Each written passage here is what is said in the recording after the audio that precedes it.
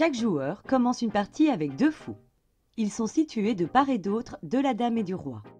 L'un est sur une case foncée, l'autre sur une case claire. Le fou se déplace comme la tour, mais en diagonale. Tu le déplaces aussi loin que tu veux, si rien ne te bloque bien sûr. Et tu peux évidemment aller en arrière, toujours en diagonale. Le fou prend comme il se déplace, en se mettant à la place de la pièce ou du pion pris. Au départ d'une partie, tu as toujours un fou de case blanche et un fou de case noire. Tu l'as sûrement remarqué, mais le fou reste toujours sur des cases de la même couleur. Ton fou de case blanche est incapable de manger une pièce ou un pion placé sur une case noire, et inversement pour le fou de case noire. Garder sa paire de fous présente donc un certain avantage, car un fou seul ne peut atteindre que la moitié de l'échiquier. Et si tu perds l'un de tes fous, tu perds une possibilité d'attaque sur la moitié du plateau. On dit du fou qu'il est une pièce mineure ou légère.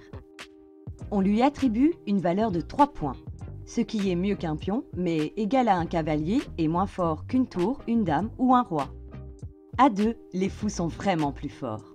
Avoir sur l'échiquier la paire est plus intéressant qu'un duo fou-cavalier.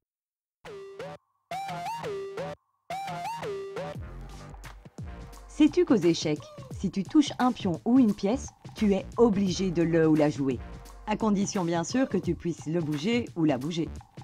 Alors, mieux vaut y réfléchir à 2 fois avant de laisser traîner tes doigts.